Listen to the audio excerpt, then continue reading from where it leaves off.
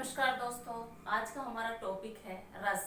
रस क्या होता है? पिछली वीडियो में मैं आपको बता चुकी हूँ। रस होता है साहित्य में काव्य को पढ़ने, सुनने और उस पर अभिनय देखने में जब आनंद की प्राप्ति होती है तो उसे हम रस कहते हैं। ठीक है, तो हमने पिछली वीडियो में रस पढ़ा है।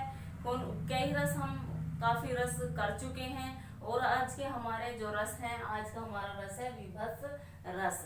विभत्स रस और दूसरा है शांत रस। ठीक है, तो मैं ये आपको छोटी छोटी वीडियो में रस पढ़ा रही हूँ, दो दो करके, ताकि वीडियो ज्यादा लंबी ना हो जाए और आप बोर ना हो जाओ और इन्हें मैं अच्छे से कॉन्सेप्ट से पढ़ा सकूं।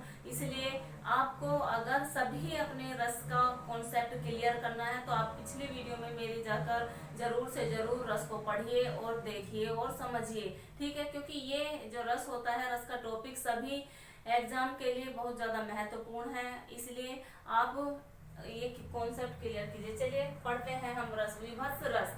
विभत्स रस जो होता है उसका स्थायी भाव होता है जुगुप्सा। क्या होता है? जुगुप्सा। विभत्स रस क्या होता है? विभत्स रस हम उसे बोलते हैं जहां पर घृणित वस्तुओं को देखकर या किसी गंदी चीज या किसी भी मतलब ऐसी वस्तुओं को देखकर जिससे कि हमें गंदगी महसूस होती है और घृणा महसूस होती है, तो वहां पर क्या होता है? वहां पर विभत्स रस होता है। विभत्स रस का जो स्थायी भाव है वह है जुगुप्सा। ठीक है, तो देखिए, घृणित वस्तुओं को देखकर अथवा उनके उनके संबंध में, घृणित वस्तुओं को देखकर अथवा उनके संबंध में सुनकर उत्पन्न होने वाली घृणा या ग्लानि विभत्स रस की पुष्टि करती है। किसकी पुष्टि करती है? विभत्स रस की। तात्पर्य यह है कि विभत्स रस के लिए घृणा या ग्लानि का होना आवश्यक है। किसका? घृणा या ग्लानि का होना विभत्स रस के लिए आवश्यक है।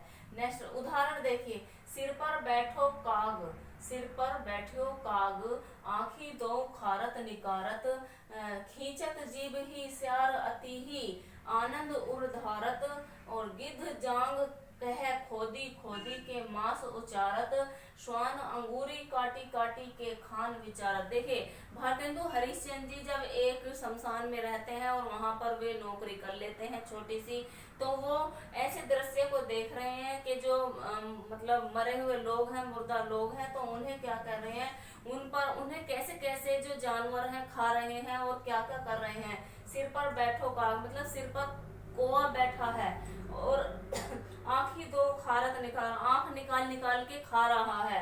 फिर खींचत जीभ ही स्यार, और जीभ जो स्यार है तो वो क्या कर रहा है? जीभ निकाल के खा रहा है। तिथि आनंद उर्धारत, अति ही आनंद उर्धारत, बहुत आनंद से उन्हें खा रहा है। गिद्ध जांग कह खोदी खोदी के मांस उजारत, और गिद्ध क्या कर रहे हैं? गिद्ध जो है वह जांग को खोद खोद कर मांस खोद खोद कर निकाल रहे हैं और नोच रहे हैं। श्वान अंगूरी काटी काटी के खान विचारत, और श्वान जो होता है कुत्ता, वो उंगली काट काट के खा रहा है। तो इस जो दृश्य को देखकर भारतेंदु जो हरिश्चंद्र होते हैं, जो हरिश्चंद्र जी हैं, उन्हें बहुत घृणा या ग्लानि उत्पन्न होती है। और यहाँ पर तो इस दृश्य को देखकर जो उन्हें ग्लानि हुई है और घृणा हुई है, उनके मन में क्या कौन सा रस उत्पन्न हुआ है? उनके मन में विभत्स रस जो है वह उत्पन्न हुआ है। और जो इनका स्थायी भाव क्या है? जुगुप्सा है। ठीक है, तो हमने क्या पढ़ा? एक लाइन में आपको बताती हूँ कि जब किसी घृणित वस्तु को देखकर हमारे मन में ग्लानि या घृणा उत्पन्न होती है, वहां पर विभत्स रस होता है। और विभत्स रस का जो स्थायी भाव होता है वह होता है जुगुप्सा। ठीक है, नेक्स्ट हमारा शांत रस। शांत रस का होता है तत्व ज्ञान की प्राप्ति, मतलब कि सारे तत्वों के ज्ञान की प्राप्ति अथवा संसार से वैराग्य। संसार से वैराग्य मतलब उसे किसी भी चीज की जरूरत नहीं है, ना किसी से घृणा है, ना किसी से द्वेष है, ना उसे सुख का आनंद है, ना दुख का आनंद है। तो जहां पर आदमी एकदम सारे सांसारिक तत्वों से, उससे दुखों से मुक्त हो जाता है, वहां पर शांत रस होता है। देखिए, तत्व ज्ञान की प्राप्ति अथवा संसार से वैराग्य होने पर शांत रस की उत्पत्ति होती है। ठीक है, किसकी? शांत रस की उत्पत्ति होती है, जहाँ न दुख है, न सुख है, न राग है, न द्वेष है, न कोई इच्छा है। ऐसी मनोह स्थिति से उत्पन्न मुनियों ने क्या कहा है? उसे शांत रस कहा है। ना किसी से घृणा है, ना दुख है, ना द्वेष है, जहाँ पर ना सुख है, किसी भी इच्छा की, जहाँ पर सारी इच्छाएं हमारी खत्म हो गई हैं, वहां पर शांत रस की उत्पत्ति होती है। ठीक है। स्थायी भाव क्या है शांत रस का? निर्वेद है। उदाहरण देखो, कबहू को हो यहीं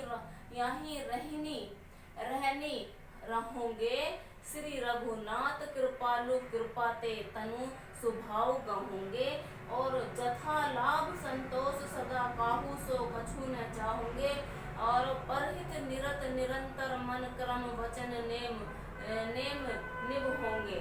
मतलब ये कह रहा है कि मुझे, ये कह रहे हैं, कौन कह रहे हैं? तुलसीदास जी रघुनाथ जी का वर्णन करते हुए कहते हैं कि मुझे तो उनके चरणों में रहने दो, बस मुझे इतना है, रघुनाथ कृपा, उनकी मुझ पे कृपा हो जाए और मुझे संतोष आ जाए। मुझे क्या हो जाएगा? संतोष मुझे मिल जाएगा। परहित निरत निरंतर, मेरे मन में परहित, परहित मतलब दूसरों का लाभ चाहने वाला, निरंतर यही मेरे मन में परहित हो, मतलब दूसरों का लाभ करने की मेरे मन में इच्छा हो। मन क्रम वचन नैन निभो, और मेरे मन में बस यही वचन, यही वर होना चाहिए कि मैं दूसरों की क्या करूं? परहित करूं, दूसरों का हित करूं, बस यही मेरे मन में हो। तो एक लाइन में आपको बताती हूँ शांत रस क्या होता है। जहाँ न सुख है, न दुख हो, न किसी से द्वेष हो, न राग हो, मतलब हमारे मन की जहाँ पर सारी इच्छाएं खत्म हो जाती हैं, वहां पर किस रस की उत्पत्ति होती है? वहां पर होती है शांत रस की उत्पत्ति होती है। ठीक है। तो आज हमने बहुत अच्छे से, मैंने आपको समझाया है विभत्स रस और शांत रस। ठीक है। रस हम अपनी पिछली वीडियो में भी पढ़ चुके हैं, और जो बचे हैं वह मैं आगे अपनी वीडियो में कराऊंगी। ठीक है, लेकर आऊंगी। तो अगर आपको ये मेरी रस की वीडियो पसंद आ रही है तो ज्यादा से ज्यादा लाइक शेयर एंड सब्सक्राइब कीजिए। धन्यवाद।